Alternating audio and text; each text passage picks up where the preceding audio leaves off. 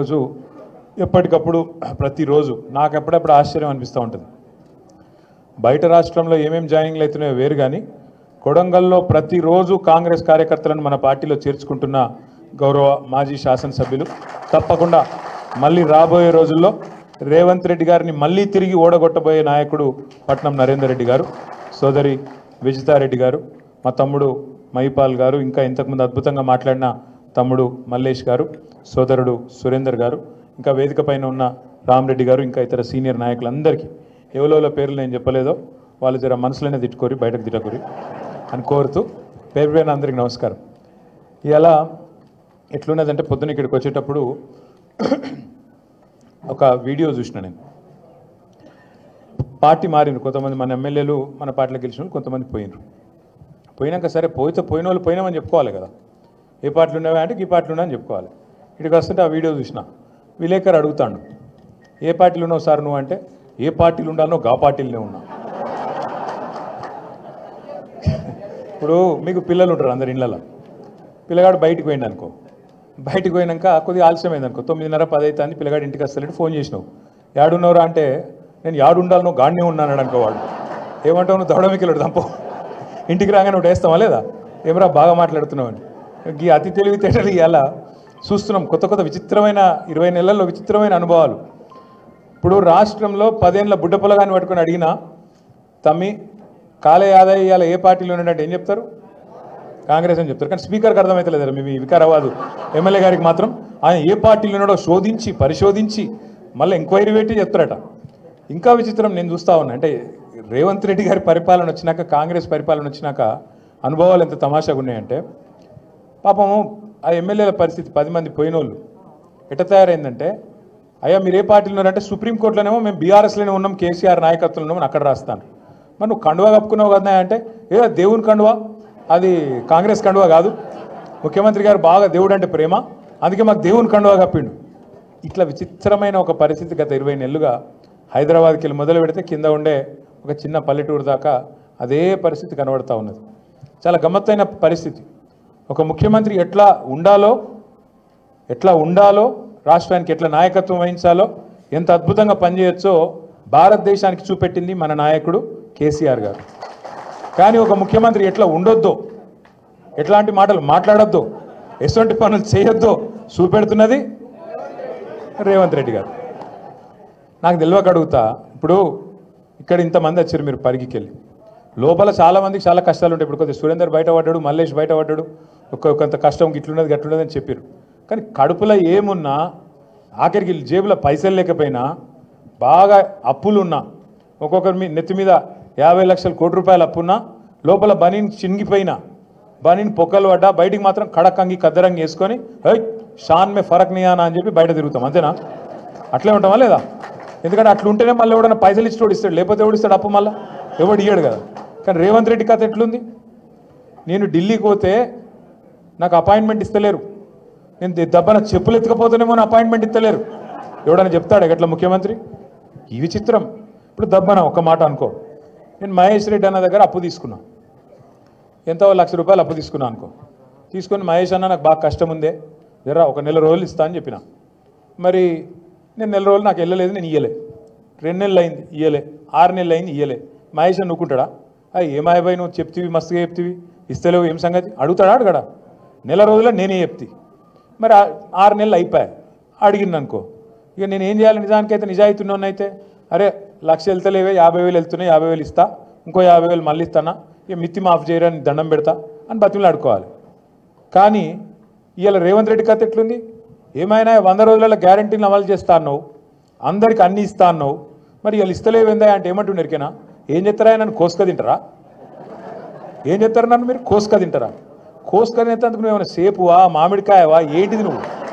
అరే ఇట్లుంటుందా ఎక్కడైనా? ముఖ్యమంత్రి అనేటోడు నేను ఇక్కడ లంకె బిందెలు ఉంటాయి అనుకొని వచ్చిన, ఏం మాటలు అవి, ఏం అసలు మాకే పరిశాన్ ఉంది. సబితక్క ఇవాళ కాదు, ఇప్పుడే సత్యక్క చెప్పినట్టు, సబితక్క రేవంత్ రెడ్డి గారు జెడ్పీటీసీ కాకముందే మంత్రి అయిన మరి సీనియర్ నాయకురాలు. అట్లాంటి సీనియర్ నాయకురాలకి నిన్న మహేశ్వరం నియోజకవర్గంలో ఓడిపోయినమో కుర్చీ మీద కూర్చోబెడతారట, గెలిచిన వాళ్ళని మాత్రం కింద కూర్చోవన్నట్టు మనం పిచ్చోళ్ళక వాడు కారు అట్లు ఇస్తుంటే వాడు ఇంకోటి చేస్తుంటే పోజులు కొడుతుంటే మనం చూడాలంట. అక్క ఏమనలే పాపం, కానీ కార్యకర్తలు ఊకుంటారా? ఊకోరు కదా. అరే మా మేడంకి అవమానం జరుగుతుందని లొల్లి పెడితే ఇలా హోంమంత్రిగా పనిచేసిన అక్క మీదకి ఇంతంత పోలీసు వాళ్ళు ఎగిరిపోయి రెచ్చిపోయి మాట్లాడుతూ ఉన్నాడు. నేను ఇలా పరిగి మాత్రమే కాదు, రాష్ట్ర వ్యాప్తంగా ఉండే కలెక్టర్లు, ఐఏఎస్ ఐపీఎస్ అధికారులకు నేను ఒక్కటే గుర్తు చేస్తున్నా, గుర్తు పెట్టుకోమని చెప్తా ఉన్నా. ఇలా మీరు పచ్చి అబద్ధాలు ఆడుతూ ఉన్నారు ఐఏఎస్ అధికారులు కూడా. మొన్న ఇక్కడ చూసిన నేను ఖైరతాబాద్లో ఒక ఐఏఎస్ అధికారి ఒక ఐపీఎస్ అధికారి ఇద్దరు చిలక పలుకులు పలుకుతున్నారు. ఏమని? 10 ఏళ్లలో ఒక్క రేషన్ కార్డు ఇవ్వలే. కాంగ్రెస్ వాళ్ళు మాట్లాడినట్టు మాట్లాడుతున్నారు. నేను వాళ్ళందరికీ ఒకటే చెప్తా ఉన్నా, ఎక్కువ టైం లేదు, 2-2.5 ఏళ్లలో మళ్ళీ మేమే వస్తున్నాం. ఎవడెవడో ఎవరైతే ఎగిరెగిరి పడుతుండ్రో, ఎవరైతే అతి చేస్తుండ్రో, ఎవరైతే రేవంత్ రెడ్డి కంటే ఎక్స్ట్రాలు చేస్తున్నారో వాళ్ళందరికీ నేను ఒకటే మాట చెప్తున్నా. నేను ఇదివరకు కూడా చెప్పినా, మళ్ళీ కూడా చెప్తున్నా, బరాబర్ ప్రతి పేరు రాసి పెట్టుకుంటాం, ప్రతి ఒక్కరి మాటలు యాది పెట్టుకుంటాం. ఇదివరకు లెక్క మాత్రం ఈసారి ఉండదు. అన్ని లెక్కలు హిసాబ్ కితాబ్ సెటిల్ చేసే బాధ్యత నాది. సురేంద్ర ఒక మాట అన్నాడు, వాస్తవం అది. 10 ఏళ్లలో ఎన్నడూ మాకు ఇక్కడ అవకాశం రాలే అని ఒక మాట అన్నాడు, వాస్తవం. 10 ఏళ్ళు మేము ప్రభుత్వాన్ని నడిపినాం, రాష్ట్రాన్ని నడిపినాం. అంటే కొత్త రాష్ట్రం, కష్టపడి తెచ్చిన రాష్ట్రం, పిల్లగాళ్ళు చచ్చిపోతే వచ్చిన రాష్ట్రం, కేసీఆర్ నాయకత్వంలో కొట్లాడి తెచ్చుకున్న రాష్ట్రం. ఇటువంటి రాష్ట్రంలో ఇల్లు చక్కదిద్దుకున్నట్టు మరి కొత్త సంసారం, కొత్త కాపురం కాబట్టి బ్రహ్మాండంగా చేయాలి. మంచిళ్ళు ఏంది, పొలాలకు సాగునీళ్ళు ఏంది, సంక్షేమ పథకాలేంది, పరిశ్రమలేంది, చెట్లేంది, పర్యావరణం ఏంది, ఒక్కొక్కటి తపస్సు లెక్క తీర్చుకుంటూ వచ్చినాం. ఎలా గర్వంగా చెప్పుకోవచ్చు ఏం సాధించింది తెలంగాణ 10 ఏళ్లలో అంటే. సరే మనం 1.8%తో మనం ఓడిపోవచ్చు. ఇప్పుడే మహేష్ అన్న ఒక మాట అన్నాడు, కొత్తగా గిన్ని గ్రామ పంచాయతీలు చేసినాం, గిన్ని తాండా పంచాయతీలు చేసినామని. ఎప్పటి నుంచో చెప్తున్నారు కాంగ్రెస్ వాళ్ళు, 78కెళ్ళి తాండాలు పంచాయతీలు చేస్తామని. చేసిర్రా? మళ్ళీ కేసీఆర్ వచ్చినాకనే బ్రహ్మాండంగా ఇవాళ 3400 తాండాలు, పల్లెలు, పంచాయతీలను చేసుకున్నాం. అట్లాగే కొత్త మండలాలు చేసుకున్నాం. మీ మహమదాబాద్ కూడా అయింది కదా, చౌడాపూర్ అయింది, మహమదాబాద్ అయిందా లేదా? రెవెన్యూ డివిజన్లు చేసుకున్నాం, కొత్తగా జిల్లాలు చేసుకున్నాం. వికారాబాద్ జిల్లా కావాలని ఎప్పటి నుంచి ఉండే మీకు కళ? ఇవాళ ఇక్కడికి వచ్చినాం, చాలా దూరం వచ్చినాం అంటారు. ఒకప్పుడు రంగారెడ్డి కలెక్టరేట్ ఎక్కడుండే? హైదరాబాద్లో లగ్డికాపుల్లు ఉండే. మరి ఇవాళ ఏడుంది మీ కలెక్టరేటు? వికారాబాద్లో మీ కూతవేటు దూరంలో ఉన్నది. అంటే ఇవన్నీ కేసీఆర్ చేయలేదా? చేసుడే కాదు, స్వయంగా ఈ రోజున్న మంత్రి కోమటిరెడ్డి వెంకటరెడ్డి చెప్పిండు, మన కలెక్టరేట్లు ఉన్నట్టు కొన్ని రాష్ట్రాల సెక్రటేరియట్లు కూడా ఉన్నాయని చెప్పి నేను చెప్పుడు కాదు, స్వయంగా ఇయ్యాలున్న మంత్రి కోమటిరెడ్డి వెంకటరెడ్డి భువనగిరిలో చెప్పినాడు. అద్భుతంగా కొత్త పంచాయతీలు, కొత్త తాండాలు, కొత్త మండలాలు, కొత్త రెవెన్యూ డివిజన్లు, కొత్త కలెక్టరేట్లు, ఐఏఎస్ ఐపీఎస్ అధికారులు మీకు అందుబాటులో, మీరు యాడిగో 100 కిలోమీటర్లు పోయే అక్కర లేకుండా మీ గడప ముంగటికి పాలన తెచ్చిన నాయకుడు కేసీఆర్ గారు. అది మాత్రమే కాదు, ప్రతి గ్రామంలో భారతదేశంలో ఎక్కడ కూడా లేదు ఇవాళ మన దగ్గర ఉన్న పరిస్థితి. నర్సరీలు, పల్లె ప్రకృతి వనాలు, ఇంటి ముంగట నల్ల, అట్లాగే బ్రహ్మాండంగా ప్రతి ఊళ్ళో ఒక రైతు వేదిక, ప్రతి ఊరిలో ఇవాళ ప్రకృతి వనంతో పాటు డంపింగ్ యార్డు, అట్లాగే శ్మశాన వాటిక, వైకుంఠధామం ఎక్కడ ఉన్నాయా భారతదేశంలో? ఎవరన్నా ముఖ్యమంత్రి ఇంత సూక్ష్మంగా ఆలోచించినోడు ఉన్నాడా? పల్లె ప్రగతి, పట్టణ ప్రగతి ఇంత పెద్ద ఎత్తున ఆలోచించి ఇవాళ ఈ వర్గం ఆ వర్గం అని కాదు, రైతులు కడుపులో పెట్టుకుని చూసుకున్నారు కేసీఆర్ గారు. 24 గంటలు కరెంటు వ్యవసాయానికి ఉచితంగా ఇచ్చిన ముఖ్యమంత్రి భారతదేశంలో ఎవరైనా ఉన్నారా స్వాతంత్రం వచ్చినాక? ఒక్కడు కేసీఆర్. 73,000 కోట్ల రూపాయలు రైతుల ఖాతాల్లో 11 విడతల్లో జమ చేసిన నాయకులు ఇంకెవరైనా ఉన్నారా భారతదేశంలో ఇప్పటి వరకు? కేసీఆర్ తప్ప. మరి నేను అడుగుతా ఉన్నా, ఇవాళ తప్పెవరిది? మనది, కార్యకర్తలది. సార్ పనిచేసిండు, కానీ ప్రజలకు అర్థమయ్యేటట్టు చెప్పుట్లో మనం ఫెయిల్ అయినాం, మనం విఫలమైనాం. ప్రజలకు మనం చెప్పుకోలే, వికారాబాద్ జిల్లా చేసినామని చెప్పుకోలే, బ్రహ్మాండంగా కొత్త పంచాయతీలు చేసినామని చెప్పుకోలే, తాండాలకు మరి ఇవాళ 6 నుంచి 10% రిజర్వేషన్ గిరిజనులకు పెరిగిందని మనమే చెప్పుకోలే. ఏ రకంగా ఇవాళ తెలంగాణలో 10 ఏళ్లలోనే ఎన్ని విషయాల్లో మనం ముంగటికి పోయినామో చెప్పుకోలేకపోయినాం. అవతలోడు ఏం చేసిండు, దాన్ని అండగా పెట్టుకుని మనం చెప్పుకోలే. అవతలోడు వచ్చి ఆశ చూపెట్టిండు. కేసీఆర్ 2,000 ఇస్తుండా, నేను 4,000 ఇస్తా. కేసీఆర్ లగ్గానికి 1,00,000 రూపాయలు ఇస్తుండా, నేను మీదికెళ్ళి తులం బంగారం ఇస్తా. కేసీఆర్ ఇచ్చే 1,00,000 రూపాయలు పెళ్ళి అయిపోయినాక, లగ్గం అయిపోయినాక 2 నెలలకు వస్తున్నాయి. అదే నేను వచ్చినా అనుకో, నువ్వు పత్రిక పెట్టుకో, పత్రిక పెట్టుకున్న రోజే నీకు మళ్ళా తులం బంగారం వస్తుంది, 1,00,000 రూపాయలు వస్తాయి. ఇట్లా కథలు చెప్పే వరకు పాపం నమ్మి ఇవాళ బాధపడతా ఉన్నారు. మీరు నేను మనందరం కార్యకర్తలుగా మనందరం చేయాల్సింది ఒకటే పని. ఎందుకంటే అధికారం కోసం ఇంకో దానికోసమో కాదు, సరే కేసీఆర్ గారు మళ్ళీ గెలిస్తే ముఖ్యమంత్రి అవుతారు. ఆయన ఇప్పటికే 10 ఏళ్ళు ముఖ్యమంత్రి చేసిండు. ఆయనకేం కొత్త పదవి కాదు, ఆయనకేం కొత్త పదవి రాదు. కానీ పాడైపోతున్న తెలంగాణ, కష్టపడి తెచ్చుకున్న తెలంగాణలో ఇలా ఈ దుర్మార్గులు చేస్తున్న నిర్వాకం, ఈ దుర్మార్గుల ప్రవర్తన వల్ల మళ్ళొక్కసారి 10-15 ఏళ్ళు వెనుకపోయే పరిస్థితి ఉన్నది. అందుకే మళ్ళీ తెలంగాణను పట్టాలెక్కియాలంటే ఒకటే ఒక్కటి మన ముంగటున్నది, అది కేసీఆర్ గారి నాయకత్వమే తప్ప ఇంకోటి కానే కాదు. అందుకే కార్యకర్తలుగా మీరు నేను అందరం కలిసి పనిచేద్దాం. ఏమేం పాడైపోయింది అని మీరు అడగచ్చు. ఒక్కటే మాట నేను అడుగుతా ఉన్నా, మీరు చెప్పండి నాకు. పరిగిలో మీ వికారాబాద్ జిల్లాలో కేసీఆర్ ఉన్నప్పుడు భూముల ధరలు ఎట్లున్నాయి, ఇవాళ ఎట్లున్నాయి? పెరిగినాయా తగ్గినాయా? బాగా పెరిగినాయని మీ దగ్గర? అంటే ముఖ్యమంత్రి నియోజకవర్గం పక్కనే ఉన్నారని బాగా పెరిగినాయా? మీ కొడంగల్ పెరిగినాయా బాగా? ఒక్క పరిగి కొడంగల్ కాదు, రాష్ట్రంలో ఎక్కడ కూడా ఇలా ఏ ఒక్క మనిషి కూడా సంతోషంగా లేడు. మీరు రైతుల కాడికి పోండి, రైతులు చెప్తున్నారు, ఖుల్లా చెప్తున్నారు, అన్న మోసం జరిగిపోయింది, తినే పల్లెంలో అన్నంలో మన్ను పోసుకున్నట్టు అయిపోయింది, మంచిగుంటిమి, రైతు బంధు వస్తుండే, రైతు బీమా వస్తుండే, టైంకి ఎరువులు దొరుకుతుండే, విత్తనాలు దొరుకుతుండే, పండించిన పంటకు గిట్టుబాటు ధర ఉంటుండే, పైసలు టైంకి పడుతుండే, మంచిగా పొక్తాగుంటిమి, కళ్ళల కాడికి వచ్చి వడ్లు కొనుక్కపోదురు. ఇలా ఏం పరిస్థితి వచ్చింది? కొనటోడు లేడు, టైంకి ఎరువులు దొరకాయి. మళ్ళీ ఇప్పుడైతే మల్లేష్ గారు చెప్పినట్టు చెప్పులు లైన్లో చెప్పులు పెట్టుకొని ఇవాళ మళ్ళొక్కసారి ఆధార్ కార్డులు పెట్టి, ఆధార్ కార్డు ఎగిరిపోకుండా దాని మీద బండ పెట్టి ఇంత కథ చేసే పరిస్థితి మళ్ళీ వచ్చింది. ఆనాటి రోజులు తెస్తారంటే నిజంగానే తెచ్చిండన్న వీడు, ఇదివరకు అప్పుడు ఎట్లున్నానో మళ్ళీ గదే రోజు వచ్చింది అని ఇలా రైతులు మొత్తుకుంటా ఉన్నారు. 2 లక్షల రుణమాఫీ అన్నాడు, 2 లక్షల రుణమాఫీ అన్నాడు. ఇక రుణమాఫీ కథ ఇప్పుడే అక్క చెప్పింది, చారాన కొడికి బారాన మసాలా అని, గట్లనే ఉన్నది. 50,000 కోట్ల కాడ మొదలైంది రుణమాఫీ కథ. బ్యాంకులలో నిలిచి మీటింగ్ పెడితే వాళ్ళు చెప్పారు, సార్ మొత్తం నువ్వు చెప్పినట్టు 2 లక్షలు రుణమాఫీ చేయాలంటే 50,000 కోట్లు కావాలని చెప్పారు. 50,000 కోట్లు అంటే ముఖ్యమంత్రి రేవంత్ రెడ్డి గారు మొదలు డైలాగులు కొట్టిడే, చేసేద్దాం, ఎడమ చేత్తో చెప్తా, కుడి చేత్తో చెప్తా అన్నాడు. అన్నంకేమైంది? తెల్లారి వరకు అర్థమైంది, అబ్బో ఇదేదో ఉంది, మనం ఏదో నరికినం ఇష్టం వచ్చినట్టు, కానీ ఇక్కడ అట పరిస్థితి లేదు అనుకొని తెల్లారే 50,000 కోట్లని ఒకరోజు చెప్తారు, తెల్లారే ముఖ్యమంత్రి గారు ఇంకెక్కడో మాట్లాడుకుంటే చెప్పేసిండు. ఏమున్నదా, ఒక్క సంవత్సరం కడుపు కట్టుకుంటే 40,000 కోట్లు ఇట్లా వస్తాయి, ఇట్లా వాడేస్తా, రుణమాఫీ చేస్తా అన్నాడు. తెల్లారి వరకే 10,000 కోట్లు మాయం. 40,000 అన్నాడు, పో 40,000 చేస్తాడేమో అనుకున్నాం. మళ్ళీ ఏమైందో క్యాబినెట్లో పెట్టిర్రు, క్యాబినెట్కి వచ్చే వరకు 31,000 కోట్ల రుణమాఫీ అన్నారు, మళ్ళీ 9,000 కోట్లు మాయం. ఆడికి వెళ్ళి అసెంబ్లీకి వచ్చింది బడ్జెట్లో పెడితే 26,000 కోట్లు, ఇంకో 5,000 కోట్లు మాయం. ఆ 26,000 కోట్లను అదన్ని ఇస్తాడా అనుకుంటే ఆఖరికి మొన్న బట్టి విక్రమార్క గారు మొన్న చెప్తున్నారు, ఎక్కడో బ్యాంకర్లకు ఇంగ్లీష్లో చెప్తున్నాడు, మనకు అర్థం కావద్దని. ఏమని? అరే మేము పైసలు వేద్దాం అనుకుంటే 12-11,000 కోట్లు కూడా పడలేదా ఇంకా ఈ ఖాతాలల్లా అని. ఏడ మొదలైంది కథ? 50. ఆఖరికి ఇచ్చింది ఎంత? 11-12. అంటే ఎంత? చారానా కోడికి బారానా మసాలా, గట్లున్నది ఇవాళ. అందుకే రైతులు ఇవాళ పిచ్చి కోపం మీద ఉన్నారు. రైతు బీమా లేదు, రైతు బంధు రాదు. కేసీఆర్ ఉన్నప్పుడేమో రైతు బంధు టింగు టింగు అని పడుతుండే, ఇప్పుడు మంచిగా బ్రహ్మాండంగా నాట్లప్పుడు పడుతుండే. రేవంత్ రెడ్డి వచ్చినాక ఓన్లీ ఓట్లప్పుడు మాత్రమే పడుతుంది. పార్లమెంట్కి ఒక తాప, ఇప్పుడు పంచాయతీ ఎలక్షన్ ఉంది కాబట్టి ఇంకోసారి మళ్ళీ 7. కాకపోతే ఇప్పుడు సౌండ్ మారింది, ఇదివరకు టింగు టింగు ఉంటే ఇప్పుడు టకీ టకీ అట, సౌండ్ మార్చిండు రేవంత్ రెడ్డి. టకీ టకీ అని మంచిగా పడితే బాగుండు, నాట్లప్పుడు పడాలి, ఓట్లప్పుడు కాదు కదా. నేను మీకు ఇవాళ చెప్తున్నా, రాసి పెట్టుకోండి, యాది పెట్టుకోండి. నేను చెప్తున్నా, కేసీఆర్ గారు ఆనాడు చెప్పిండి, నేను మళ్ళీ ఇవాళ చెప్తున్నా. కేసీఆర్ ఎలక్షన్లో అప్పుడు చెప్పిండు, కాంగ్రెస్ గెలిస్తే రైతు బంధుకు రామ్ రామ్ అవుతుంది అని చెప్పిండు. నేను ఇవాళ చెప్తున్నా, ఈ ఒక్క ఎలక్షన్ల గండం దాటిందంటే రైతు బంధు ఖచ్చితంగా ఎత్తేస్తాడు, ఖచ్చితంగా మనకి ఇయ్యడు, యాది పెట్టుకోండి. కాంగ్రెస్ వాళ్ళు ఆల్రెడీ డిసైడ్ అయ్యిండ్రు, క్యాబినెట్లో చర్చ అయ్యింది, మనం ఎట్లన్నా చెప్పి దీన్ని ఎత్తేయాలి, ఇది ఉంచితే మనం ఉండము. ఎందుకంటే ఎన్నిసార్లు పైసలు ఇచ్చినా కేసీఆర్కే పేరెత్తాంది, మనకు పేరు వస్తలేదు.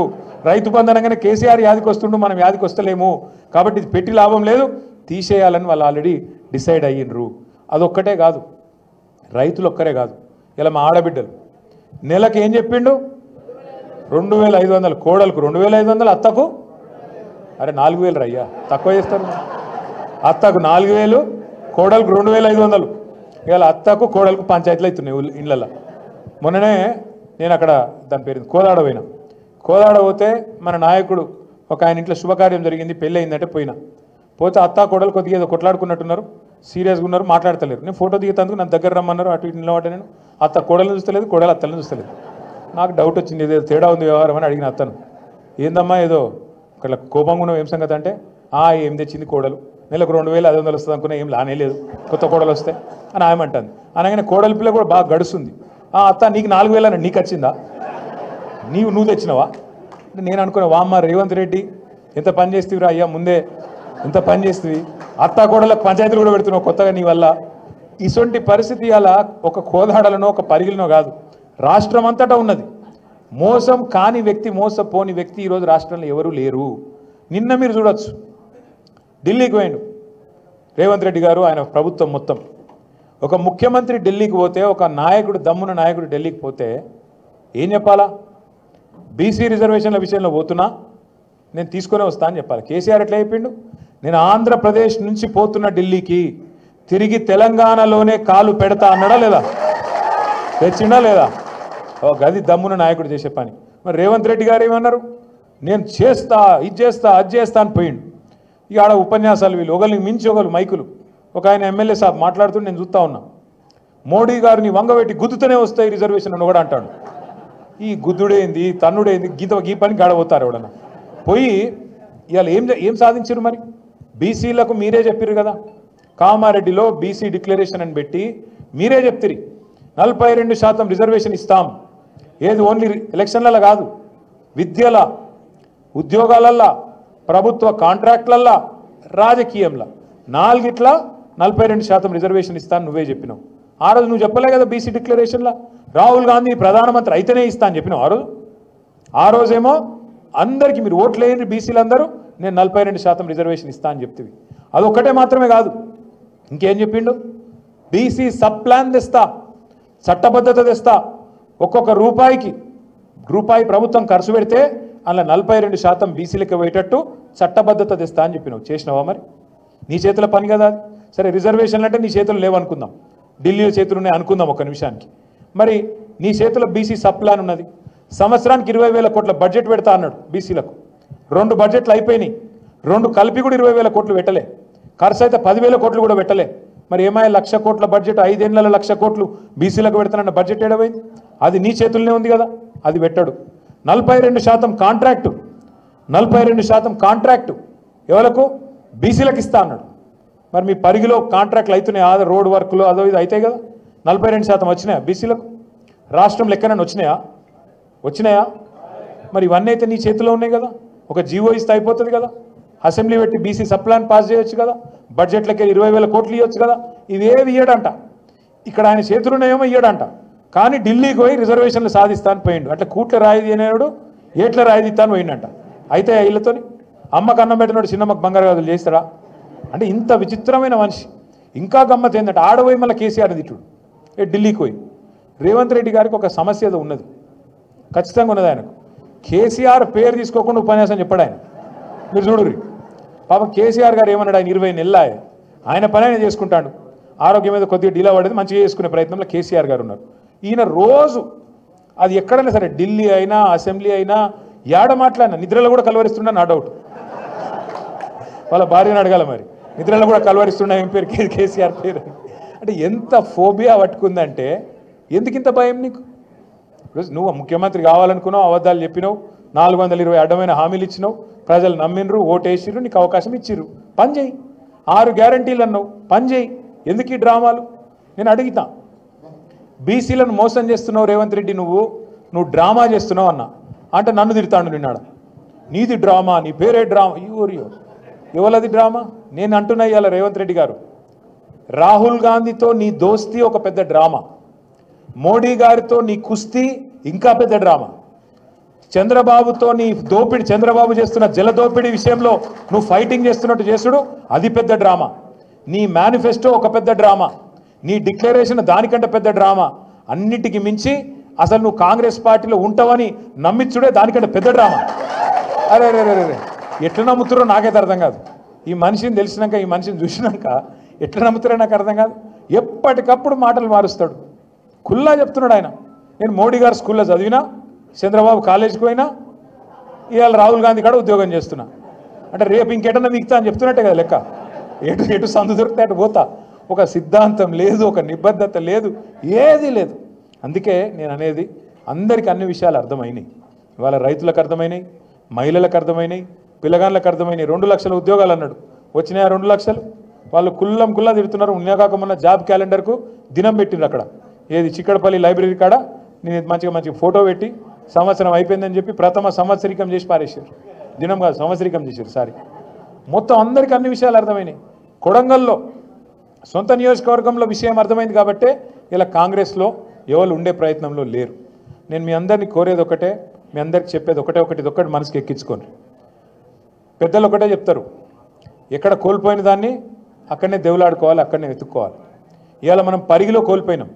మీరు ఇంకేదో నేల విడిచి సాము చేసి పక్కన కొడంగల్ పోయి యుద్ధాలు చేసేదేం లేదు. మీరు పరిగోళ్ళు మీరు ఎట్లయితే ఇందాక మహేష్ అన్న చెప్పిండో, మేము 30 ఏళ్ళకెళ్ళి మొత్తం జెడ్పీటీసీలు ఎంపీపీలు గెలుస్తున్నామని చెప్పిండు. మీరు ఒక్క పని చేయండి. సురేందర్ బాధపడ్డాడు, మల్లేష్ బాధపడ్డాడు, పోలీసుల జాస్తి ఎక్కువైంది, జులుం ఎక్కువైంది, ట్రాక్టర్లు గుంజుకపోతాను, జేసీబీలు గుంజుకపోతాను. నేను మీ అందరికి చిన్న ఉపాయం చెప్తే అది ఫాలో కానీ అంతే. రేపు ఎన్ని మండలాలు ఉన్నాయి నీకు? 7 మండలాలు ఉన్నాయి, ఒక మున్సిపాలిటీ ఉంది మీకు. 7 మండలాలు ఉంటాయి, 7 జెడ్పీటీసీలు ఉంటాయి, 7 ఎంపీపీలు ఉంటాయి. మీరు ఒక పని చేయండి. 7 మండలాల్లో మీరందరూ ఎక్కడోళ్ళు అక్కడ గట్టిగా పనిచేసి 7 జెడ్పీటీసీలు గెలిపిండ్రి, 7 ఎంపీపీలు గెలిపిండ్రి. తెల్లారి నుంచి మహేష్ అన్న చుట్టూ తిరుగుతారు అధికారులు. అన్న మీ గవర్నమెంటే వస్తుంది, దండం పెడతారు, రేపు మళ్ళీ పోస్టింగ్ ఇవ్వాలి, నాకు ఎట్లన్నా చేసి మళ్ళీ సబితక్క దగ్గర తీసుకపో, కేసీఆర్ సార్ దగ్గర తీసుకపో, నాకు మంచి పోస్టింగ్ ఇప్పి ఈ 2-3 ఏళ్ళు నేనే ఉంటా, మీకు మొత్తం మీ కార్యకర్తలను కంటికి రెపలా కాపాడుకుంటా అని మీ చుట్టూ తిరగకపోతే రాజకీయం మొత్తం మీరు వచ్చి నన్ను పట్టుకోండి. మీరు చేయాల్సిందేంది? క్యా కర్నా ఆప్ లోగోं को? గట్టిగా గుద్ది గెలవాలి, గెలిపియాలి కాదు, గుద్ది గెలవాలి. ఈ ఎలక్షన్ మీ ఎలక్షన్. మొన్న మహేష్ అన్న కోసం మీరు కష్టపడ్డారు, ఇలా మహేష్ అన్న మీకోసం కాలికి బల్పం కట్టుకొని 7 మండలాలు తిరుగుతాడు. మహేష్ అన్నతో పాటు సబితక్కతో పాటు మేమందరం కూడా మీకు అండగా నిలబడతాం. మీకు పార్టీ వైపు నుంచి పూర్తి సహాయ సహకారాలు మేము అందిస్తాం. ఇక్కడ 5 ఏళ్ళకు ఒకసారి మీకు వచ్చే మోక గిది. ఇలా వాడు కాంగ్రెస్ వాడు మోసం చేయొచ్చు రిజర్వేషన్లు అని చెప్పి, ఇంకొక రకంగా చేయొచ్చు. నేను మీకు మాటిస్తా ఉన్నా, పరిగిలో తప్పకుండా సామాజిక న్యాయం చేస్తూ ఎక్కడికక్కడ బలహీన వర్గాలకు పెద్దపీట వేస్తూ మీకు వాళ్ళు చెప్పే 42% కంటే ఎక్కువ ఇచ్చుకునే బాధ్యత పరిగిలో కానీ ఇంక ఇతర నియోజకవర్గాల్లో కానీ స్థానికంగా మనది అని చెప్పి కూడా నేను విజ్ఞప్తి చేస్తా ఉన్నా. మీరు చేసేది ఒక పని, మీరు దయచేసి నేల విడిచి సాము చేయకండి. చాలామంది మన నాయకులు ఎట్లుంటారంటే, చాలామంది నేను మండల నాయకుడిని, నేను జిల్లా నాయకుడిని, నేను రాష్ట్ర నాయకుడిని కాబట్టి నేను మొత్తం తిరుగుతా అంటారు. మొత్తం తిరుగుతా నడవదు. ముందు ఇంట గెలిచి రచ్చగెలువు. ఫస్ట్ నీ డబ్బా, నీ బూత్ ఏదైతుందో అందులో మెజారిటీ చూపెట్టు. నువ్వు రాష్ట్ర నాయకుడు కావచ్చు కాక, కానీ ఫస్ట్ నీ ఊరు సర్పంచ్, నీ ఎంపీటీస్ గెలిపించుకుంటేనే కదా నీకు కదర్ ఉండేది. నువ్వు అది చేయకుండా నేను మొత్తం దేశం తిరుగుతా, నేను మొత్తం రాష్ట్రం తిరుగుతా, నేను వికారాబాద్ జిల్లా అంతా చుట్టుకొస్తా, ఏమద్దు. నీ ఊళ్ళో నువ్వు ఎంపీటీసీ గెలిపి, సర్పంచ్ గెలిపి, నీ బూత్లో మెజారిటీ తీసుకురా, అప్పుడే నువ్వు దార్కార్ లీడర్ అని నేను ఒప్పుకుంటా. లేకపోతే మాత్రం ఎన్ని డైలాగులు కొట్టినా లాభం లేదని నేను కూడా అనుకోవాల్సి వస్తుంది. మీరు పరిగిలో నాకు తెలుసు మొదటి నుంచి పటిష్టంగా పార్టీ ఉన్నది. కాంగ్రెస్ పార్టీ మీద ప్రజల్లో విపరీతమైన కోపం ఉన్నది. మీరు గట్టిగా అనుకుంటే, మీరు గట్టిగా తలుచుకుంటే ముమ్మాటికి రైతులు, మహిళలు, యువకులు, మైనారిటీలు, మన లంబాడా సోదరులు, దళితులు ప్రతి ఒక్కరు కూడా మనకు ఓటు వేయడానికి సుముఖంగా ఉన్నారు. మీరు పోయి అడగాలి, కూర్చోవాలి. ఆయనకి మన వాళ్ళు ఎట్లా చేస్తారు, ఎలక్షన్ రాగానే పాంప్లెట్ పట్టుకొని ఇట్లా వారేసి అట్లా పోతారు. గై నడవై. ఇప్పుడు మీరు ఆపోజిషన్లు ఉన్నారు, కూర్చోవాలి, ముచ్చట పెట్టాలి, బుద్రకియాలి. అవసరమైతే మన పాత ఏమైనా చిన్న మన వైపు నుంచి ఏమైనా తప్పులు జరిగితే కడుపులో తల పెట్టాలి, అల్మించుకోవాలి. అట్లుండాలి. కానీ ఇట్లా వరేసి స్టైల్గా ఆయా తమి ఓటై నై చెల్తా పద్ధతికి. ఎందుకంటే వాడు కాంగ్రెస్ వాడేమో పైసలు ఇస్తాడు, వాడు అడ్డగోలు పైసలు పంచుతాడు. వాళ్ళు విపరీతమైన పైసల సంపాదన మీద బిజీగా ఉన్నారు. వాడు ఇష్టం ఉన్నట్టు చల్లుతాడు. మరి మనం కొట్లాడాలంటే కనీసం ప్రజల ప్రేమ మనకు ఉండాలన్నా లేదా? కొద్దిగా టైం తీసుకోండి, కొద్దిగా ఒళ్ళు వంచుండ్రి. ఇంతకుముందు మా తమ్ముడు చెప్పినట్టు నిజమే, నేను ఒప్పుకుంటా. పోయిన 10 ఏళ్లలో మనం పార్టీని పెద్దగా చూడలేదు. నేను సురేందర్కు, మల్లేష్కు వాళ్ళిద్దరు మాట కూడా, వాళ్ళిద్దరి అభిప్రాయం కూడా మొత్తం మీ అందరి అభిప్రాయంగా అనుకుంటా ఉన్నా. వచ్చేసారి ఇట్లుండది. మిమ్మల్ని కంటికి రెప్పలాగా కాపాడుకుంటాం. మిమ్మల్ని ఖచ్చితంగా ఆర్థికంగా బలోపేతం చేస్తాం. వారంలో ఖచ్చితంగా 1 రోజు 2 రోజుల్లో పార్టీ నిర్మాణం మీద కూడా దృష్టి పెట్టి ప్రభుత్వంలోకి వచ్చిన తర్వాత కూడా తప్పకుండా పార్టీని కూడా ఇదే పద్ధతిలో జనరల్ బాడీ మీటింగ్లు రెగ్యులర్గా పెట్టాలి. తెలుగుదేశంలోకి వచ్చినవేంది? ఎందుకంటే తెలుగుదేశంలోకి వచ్చిన అది ఉంటుంది. జనరల్ బాడీ మీటింగ్లు ఉండాలి, రెగ్యులర్గా కలవాలి, రెగ్యులర్గా ముచ్చట పెట్టాలి, డైరీ రాయాలి, ఇవన్నీ ఉంటాయి. అంతేనా? సో అదే పద్ధతుల్లో మనం కూడా పెట్టుకుందాం. ఇక ఎవడెవడో మాట్లాడతాడు తలమాసినోడు. ఒకడు అంటాడు బీఆర్ఎస్ ఉండనే ఉండదు, బీజేపీలో పోతుంది అంటాడు. మనకేం కర్మ, నాకు అర్థం కాదు. తెలంగాణ ఉన్నంత కాలం ఈ గులాబీ కండువా ఉంటుంది, బరాబర్ ఉంటుంది. ఖచ్చితంగా ఈ రెండు పార్టీలకు 3 చెర్ల నీళ్ళు తాగిచ్చి మళ్ళొక్కసారి డంకా బజాయించి కేసీఆర్ గారిని ముఖ్యమంత్రి చేసుకుందాం, మన రాష్ట్రాన్ని కాపాడుకుందాం. జై తెలంగాణ. ఇప్పుడు పెద్దలు కూసరు పెద్దలు కొంతమంది మాజీ సర్పంచులు ఇంకా సీనియర్ నాయకులు చేరుతా ఉన్నారు. పూడూరు సర్పంచ్ నరసింహారెడ్డి గారు, రంగాపురం సూరప్ప గారు, పరిగి బసిరెడ్డిపల్లి సర్పంచ్ గారు, మైపాల్ రెడ్డి పూడూరు, తాజుద్దీన్ గారు, బాలునాయక్ గారు, సత్యనారాయణ రెడ్డి గారు మాదారం నుంచి, ఇంకా మిగతా మిత్రులు కూడా చాలా మంది పేర్లున్నాయి. వాళ్ళందరికీ స్వాగతం. జర ఒక్క లైన్లోకి వెళ్ళి వస్తే బెటరు. మీ అందరికి మళ్ళీ ఒకసారి నమస్కారం. జై తెలంగాణ. మొదలు పూడూరు మండలంలో వస్తారు. పూడూరు గ్రామానికి అయినాక పరిగణలను పిలుచుకుందాం. దయచేసి అందరు కూర్చోండి మీరు, దయచేసి ప్లీజ్. మల్లేష్, ఈరోజు పూడూరు విలేజ్ నుంచి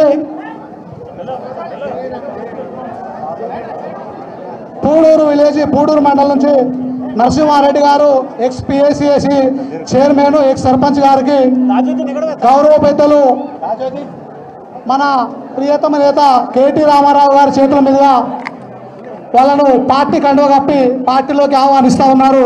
వాళ్ళకి స్వాగతం సుస్వాగతం తెలియజేసుకుంటా ఉన్నాం. అదేవిధంగా పూడూరు నుంచి తాజుద్దీన్ గారు X AMC chairman, X MPTC గారి వారు కూడా గౌరవం కేటీ రామారావు సార్ గారు వారికి శాలువ కప్పి పార్టీలోకి ఆహ్వానిస్తూ ఉన్నారు. వారికి కూడా ధన్యవాదాలు. తర్వాత నజీర్ గారు మైనార్టీ నాయకులు పూడూరు నుంచి నజీర్ గారు, తర్వాత పూడూరు నిసారుద్దీన్ గారు, తర్వాత ఎండి మోయిద్ గారు కూడా పూడూరు నుంచి